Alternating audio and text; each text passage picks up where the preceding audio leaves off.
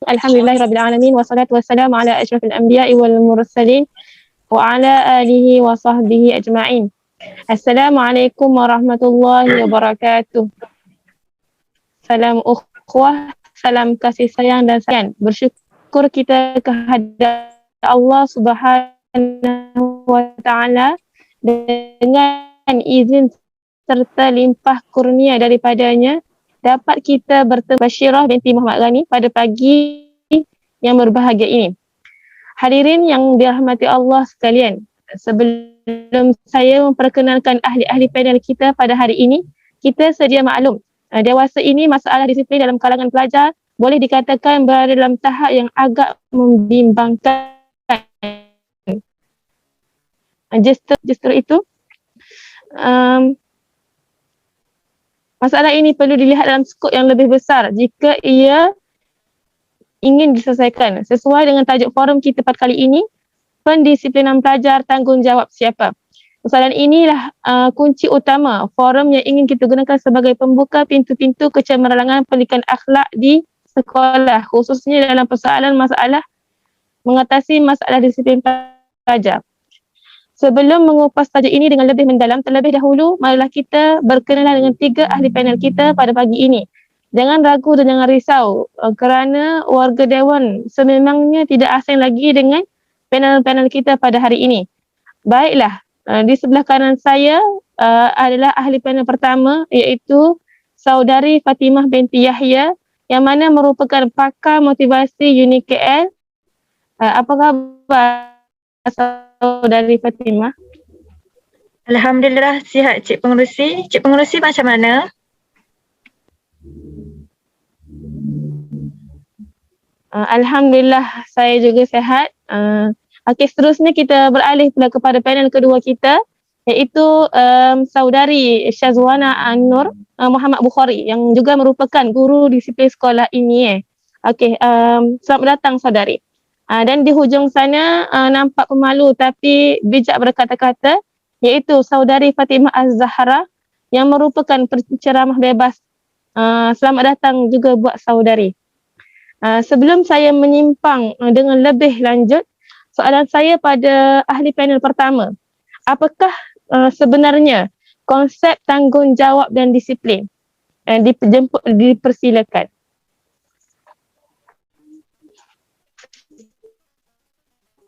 Terima kasih pengerusi yang cantik juga molek pekertinya membawa rasional persoalan. Terlebih dahulu yang dihormati barisan tetamu kehormat, kombinasi intelektual kehakiman, rakan-rakan panel yang lain dan seterusnya hadirin yang dirahmati Allah sekalian. Pada pendapat saya, tanggungjawab dan disiplin tidak dapat dipisahkan dan sudah semestinya membawa kepada persoalan yang berkaitan dengan kawalan individu, pemimpin, masyarakat dan sebagainya. Kawalan inilah yang penting dalam menentukan jati diri, akhlak serta kualiti yang ingin dicapai ataupun ditonjolkan. Ringkasnya, tanggungjawab adalah rukun utama dalam pembentukan disiplin. Di sekolah, disiplin satu kawalan sosial bagi mewujudkan suasana tenteram supaya proses pengajaran dan pembelajaran dapat dijalankan dengan teratur dan lancar. Maka di sinilah terletaknya tanggungjawab yang digalas oleh semua pihak yang terlibat.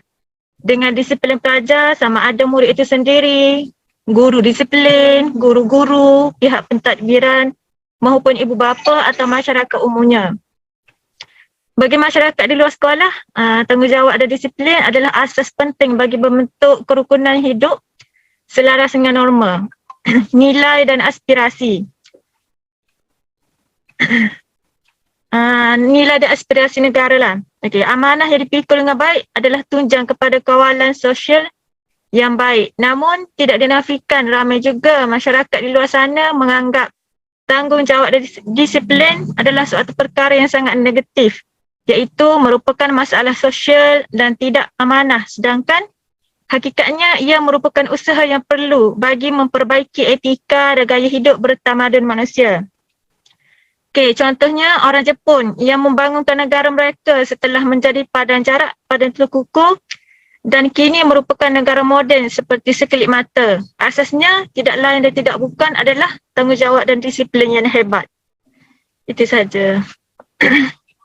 Kembali kepada pengerusi.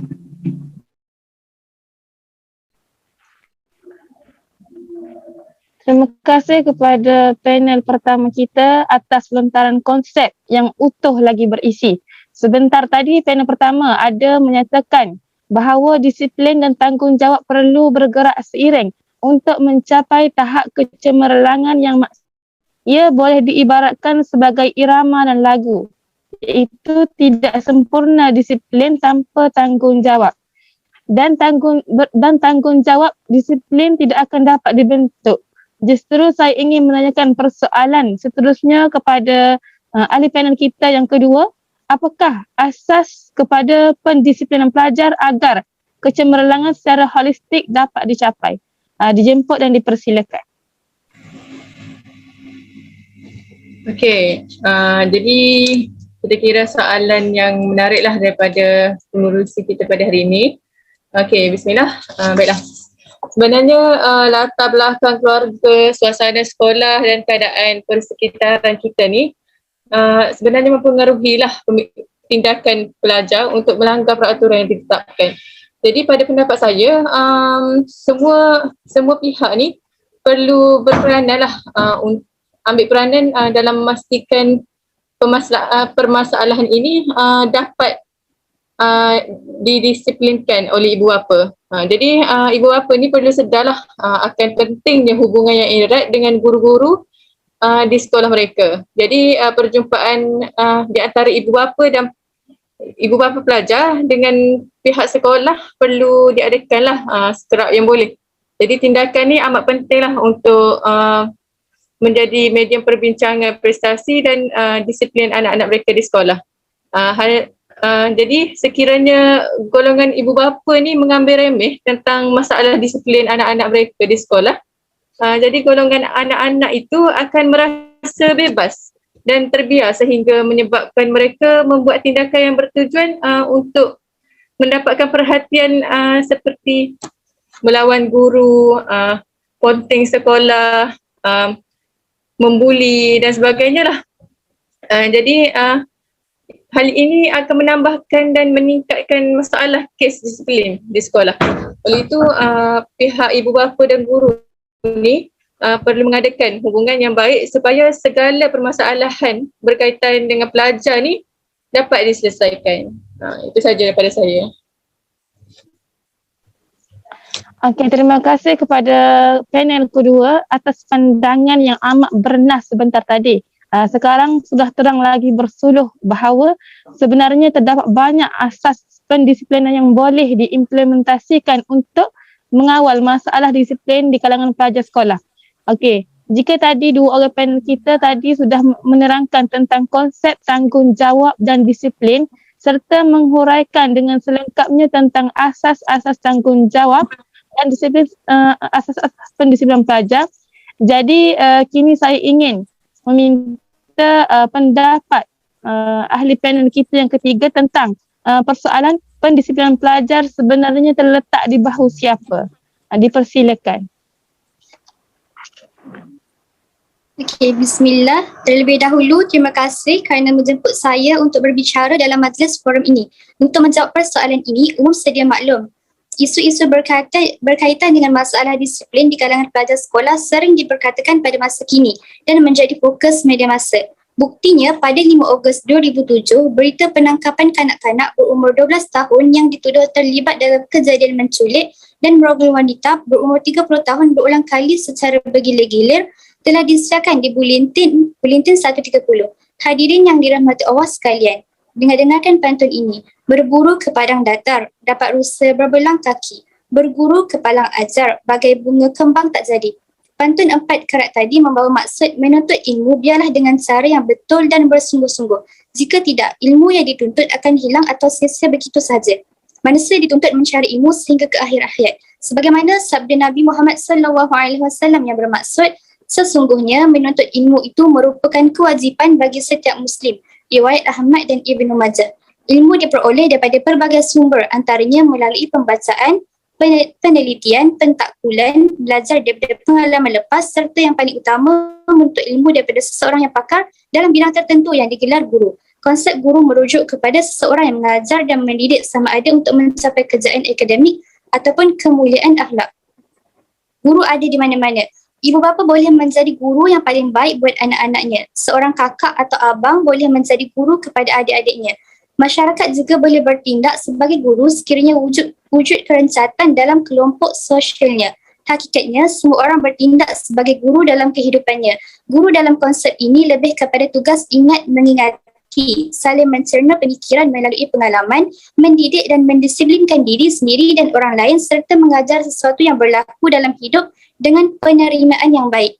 Maka pendapat saya tidak lain dan tidak bukan adalah tanggungjawab didikan tidak kiralah daripada ibu bapa, guru, masyarakat, media massa dan semua yang terlibat dalam bertanggungjawab dalam pembentukan disiplin iaitu pendisiplinan pelajar. Seperti kata-kata sahabat Rasulullah SAW tentang penilaian baik masyarakat muslimin adalah baik pada Allah dan sebaliknya, jika penilaian buruk maka buruklah bagi Allah. Okey, sungguh intelektual pemikiran saudari panel kita yang ketiga. Memang tidak dapat disangka lagi, semua pihak harus bekerjasama bagi mendisiplinkan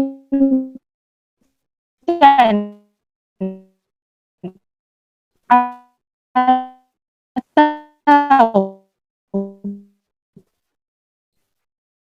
memantapkan akhlak pada hari ini. Siapakah yang sebenarnya menggalas tanggungjawab utama bagi mendisiplinkan pelajar di sekolah? Saya persilakan panel kita yang pertama dahulu untuk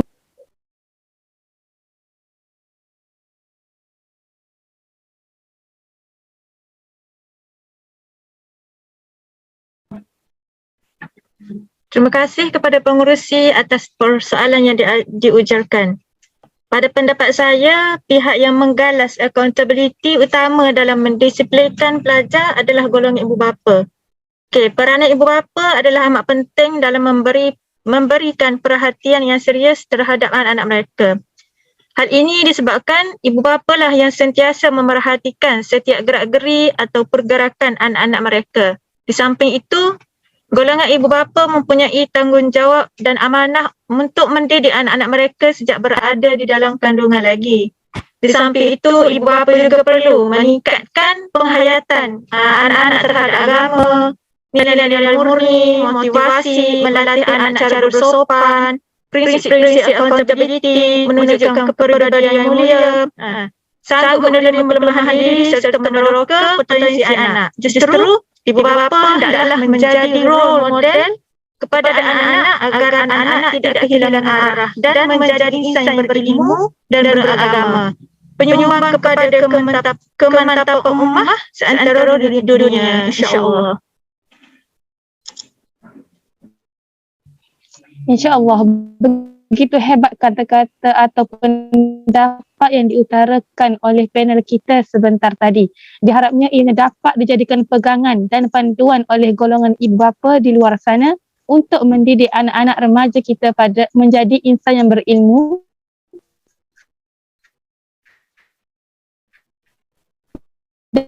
dan beragama, insya-Allah. Okey, sekarang Terima kasih saudari pengerusi yang tidak kurang petah bicaranya. Okey, pada pendapat saya, pihak yang menggalas peranan utama dalam mendisiplinkan pelajar ni adalah pembimbing rakan sebaya, iaitu PRS. Okey, jadi hal ini disebabkan dari sudah peringkat yang paling berpengaruh dalam kehidupan mereka. Jadi pada peringkat inilah pengaruh rakan sebaya paling kuat dan paling diterima. Jadi kalau kita lihat mereka ini lebih rela menceritakan dan mencurahkan perasaan dengan rakan berbanding dengan ibu bapa, guru ataupun orang dewasa yang lain. Jadi oleh pendekatan logikal ialah menggunakan remaja untuk mempengaruhi remaja yang lain. Okey. Jadi program pembimbing rakan sebaya ni dapat memenuhi syarat dengan syarat mereka diberi latihan dan diselia dengan teratur. Oleh itu adalah disarankanlah supaya pemilihan dan perkembangan latihan ahli PRS ni hendaklah dipantau bersama kedua-dua belah pihak, iaitu pihak sekolah dan juga pihak ibu bapa. Jadi insyaAllah sekiranya ahli PRS ni menerima latihan secukupnya dalam menangani masalah disiplin para pelajar sekolah, insyaAllah lah masalah disiplin ni akan dapat diatasi. Wallahualam. Begitu hebat sekali wacana yang dilontarkan oleh panel kedua kita sebentar tadi. Seterusnya, persoalan terakhir untuk panel kita yang ketiga masih berlegar dalam persoalan yang sama, iaitu pihak manakah yang memegang tanggungjawab yang berat dalam mendisiplinkan atau memanusiakan insan pelajar di sekolah kita pada hari ini. Dijemput dan dipersilakan. Terima kasih kepada saudari pengerusi yang sentiasa aktif menanyakan banyak persoalan intelek. Baiklah, untuk menjawab persoalan ini, cuba kita renungi baris-baris akhir sebuah sajak yang berbunyi. Jika hari ini siapa saja perosak bangsa, bermula dengan kegagalan guru kita, cuai mengasuh generasi muda. Saya yakin sajak ini akan mengguris hati seorang guru. Kalau tidak terpalit luka, mungkin wujud juga sedikit rasa tersinggung maupun kecewa lantaran dikatakan gurulah menjadi punca kepada kemunculan perosak bangsa. Namun itulah realitinya kehidupan hari ini. Kalau dulu guru merupakan individu atau kumpulan kecil masyarakat yang amat dihormati, situasi kini jauh berbeza. Kalau dulu ramai yang mengakui bahawa dewasanya seorang itu adalah dimulakan oleh seorang guru biasa, namun kini masyarakat lebih mudah menyalahkan para guru apabila hasil didikan tidak menjadi. Menyedari tentang keretakan hubungan yang berlaku antara ibu bapa dan guru pada hari ini, ianya perlu diperhalusi dan dicari penyelesaian terbaik untuk mengembalikan kepercayaan ibu bapa kepada pihak sekolah umumnya dan guru khasnya. Hubungan yang erat antara guru dan ibu bapa amat penting agar masalah disiplin pelajar di sekolah dapat dikurangkan dan bukan semakin bertambah dan membimbangkan semua pihak. Justeru, pihak yang paling menggalas beban berat untuk mengatasi masalah disiplin belajar di sekolah adalah golongan ibu bapa. Pihak berwajib dan masyarakat sekeliling. Mereka ini seharusnya melakukan anjakan paradigma dengan lebih berfikiran positif, menerima kelemahan anak-anak mereka dan bersangka baik dengan guru-guru di sekolah. Sekiranya hal ini dapat diwujudkan, insya-Allah masalah disiplin dalam kalangan pelajar akan dapat diatasi. Bab kata kerana hanya dengan bekerjasama akan dapat melahirkan hasil yang cemerlang, gemilang dan terbilang. Terima kasih saya ucapkan kepada tiga ahli panel kita kerana sudi hadir dan sudi menyuarakan pendapat masing-masing. Moga apa yang kita dapat pada hari ini tidak sekadar masuk telinga kanan, keluar telinga kiri. Nampaknya masa amat mencemburui kita. Sebelum berakhir, marilah kita sama-sama menepuk tangan untuk diri sendiri kerana berjaya dan tekun mendengar perbincangan kita pada hari ini. Kesimpulannya, perkara yang berkaitan dengan masalah ini sebenarnya bukanlah suatu perkara yang patut dipandang remeh. Setiap individu mempunyai tanggungjawab dalam membendung kemelut ini daripada terus menjadi barah. Sebelum kita menuding jari kepada mana pihak, eloklah kita renung-redungkan sejenak. Lautan itu dunia, bahtera itu kita, kemudi itu agama. Maka peliharalah bahtera daripada karam di lautan dunia. Sebelum mengakhiri bicara forum kita pada hari ini, terimalah serangkap pantun yang berbunyi, tuailah padi antara masak, esok jangan layu-layuan. Intailah kami antara nampak, esok jangan rindu-rinduan. Sekian sahaja untuk hari ini. Terkasar bahasa, tersilap bicara, mohon dimaafkan. Sesungguhnya yang baik itu datangnya daripada Yang Maha Pencipta. Dan yang kurang elok itu datangnya daripada kekhilafan diri kami sendiri. Wallahu a'lam. Saya akhiri forum remaja kita pada hari ini dengan lafaz yang mulia. Wabillahi taufiq wal hidayah. Assalamualaikum warahmatullahi wabarakatuh. Waalaikumsalam warahmatullahi wabarakatuh.